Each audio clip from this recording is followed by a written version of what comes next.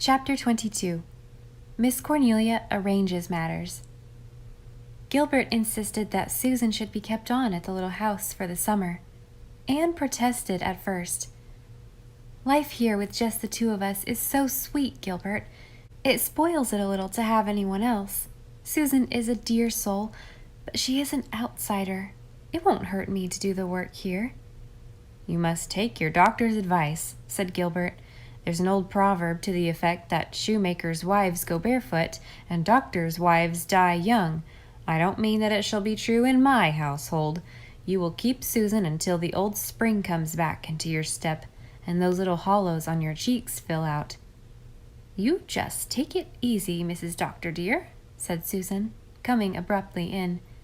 "Have a good time and do not worry about the pantry. Susan is at the helm. There is no use in keeping a dog and doing your own barking. I am going to take your breakfast up to you every morning." "Indeed you are not," laughed Anne. "I agree with Miss Cornelia that it's a scandal for a woman who isn't sick to eat her breakfast in bed, and almost justifies the men in any enormities." "Oh, Cornelia," said Susan, with ineffable contempt. "I think you have better sense, Mrs. Doctor dear, than to heed what Cornelia Bryant says. I cannot see why she must be always running down the men, even if she is an old maid. I am an old maid, but you never hear me abusing the men.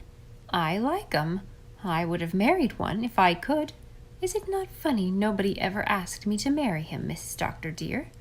I am no beauty, but I am as good-looking as most of the married women you see. But I never had a beau. What do you suppose is the reason?" "It may be predestination," suggested Anne, with unearthly solemnity. Susan nodded. "That is what I have often thought, Mrs. Doctor dear, and a great comfort it is.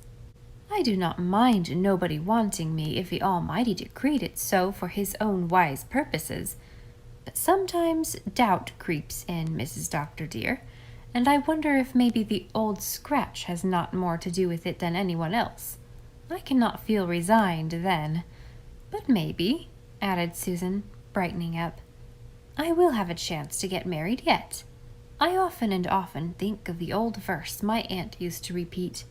'There never was a goose so gray, but sometime soon or late, some honest gander came her way and took her for his mate.' A woman cannot ever be sure of not being married till she is buried, Mrs. Doctor dear, and meanwhile I will make a batch of cherry pies.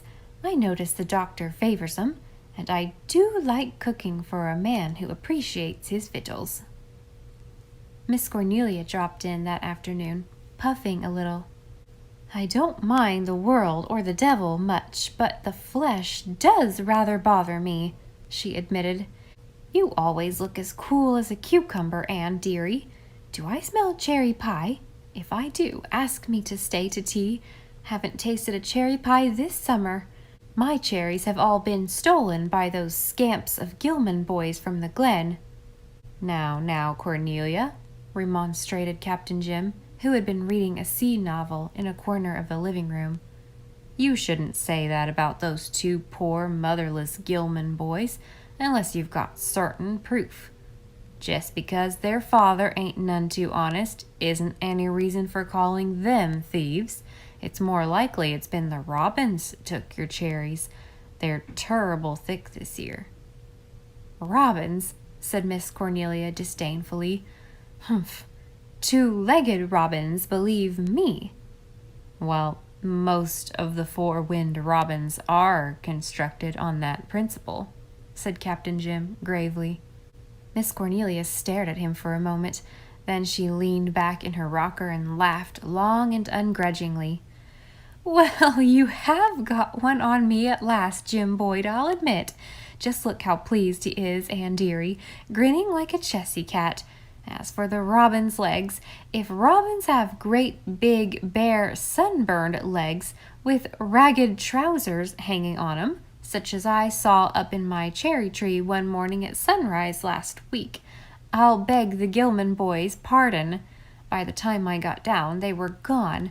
I couldn't understand how they had disappeared so quick, But Captain Jim has enlightened me. They flew away, of course." Captain Jim laughed and went away, regretfully declining an invitation to stay to supper and partake of cherry pie. "I'm on my way to see Leslie and ask her if she'll take a boarder," Miss Cornelia resumed. "I'd a letter yesterday from a Mrs. Daly in Toronto, who boarded a spell with me 2 years ago. She wanted me to take a friend of hers for the summer. His name is Owen Ford, and he's a newspaper man, and it seems he's a grandson of the schoolmaster who built this house. John Selwyn's oldest daughter married an Ontario man named Ford, and this is her son. He wants to see the old place his grandparents lived in. He had a bad spell of typhoid in the spring and hasn't got rightly over it, so his doctor has ordered him to the sea. He doesn't want to go to the hotel, he just wants a quiet home place. I can't take him, for I have to be away in August. I've been appointed a delegate to the WFMS convention in Kingsport, and I'm going. I don't know whether Leslie'll want to be bothered with him either, but there's no one else. If she can't take him, he'll have to go over the harbor." "When you've seen her, come back and help us eat our cherry pies," said Anne. "Bring Leslie and Dick, too, if they can come. And so you're going to Kingsport? What a nice time you will have. I must give you a letter to a friend of mine there, Mrs. Jonas Blake." "I've prevailed on Mrs. Thomas Holt to go with me," said Miss Cornelia complacently. "It's time she had a little holiday, believe me. She has just about worked herself to death. Tom Holt can crochet beautifully, but he can't make a living for his family. He never seems to be able to get up early enough to do any work, but I notice he can always get up early to go fishing. Isn't that like a man?" Anne smiled. She had learned to discount largely Miss Cornelia's opinions of the Four Winds men. Otherwise, she must have believed them the most hopeless assortment of reprobates and ne'er-do-wells in the world, with veritable slaves and martyrs for wives. This particular Tom Holt, for example, she knew to be a kind husband, a much-loved father, and an excellent neighbor. If he were rather inclined to be lazy, liking better the fishing he had been born for than the farming he had not, and if he had a harmless eccentricity for doing fancy work, nobody save Miss Cornelia seemed to hold it against him. His wife was a hustler, who gloried in hustling. His family got a comfortable living off the farm, and his strapping sons and daughters, inheriting their mother's energy, were all in a fair way to do well in the world. There was not a happier household in Glen St. Mary than the Holts. Miss Cornelia returned, satisfied, from the house up the brook. "Leslie's going to take him," she announced. "She jumped at the chance. She wants to make a little money to shingle the roof of her house this fall, and she didn't know how she was going to manage it. I expect Captain Jim will be more than interested when he hears that a grandson of the Selwyns is coming here. Leslie said to tell you she hankered after cherry pie, but she couldn't come to tea because she has to go and hunt up her turkeys. They've strayed away. But she said if there was a piece left, for you to put it in the pantry, and she'd run over in the cat's light, when prowling's in order, to get it." "You don't know, Anne dearie, what good it did my heart to hear Leslie send you a message like that, laughing like she used to long ago. There's a great change come over her lately. She laughs and jokes like a girl, and from her talk I gather she's here real often." "Every day, or else I'm over there," said Anne. "I don't know what I'd do without Leslie, especially just now when Gilbert is so busy. He's hardly ever home except for a few hours in the wee sma's. He's really working himself to death. So many of the over-harbor people send for him now." "They might be better content with their own doctor," said Miss Cornelia, "though to be sure I can't blame them, for he's a Methodist. Ever since Dr. Blythe brought Mrs. Allenby round, folks think he can raise the dead. I believe Dr. Dave is a mite jealous, just like a man. He thinks Dr. Blythe has too many newfangled notions. Well, I says to him, it was a newfangled notion saved Rhoda Allenby. If you'd been attending her, she'd have died, and had a tombstone saying it had pleased God to take her away. Oh, I do like to speak my mind to Dr. Dave.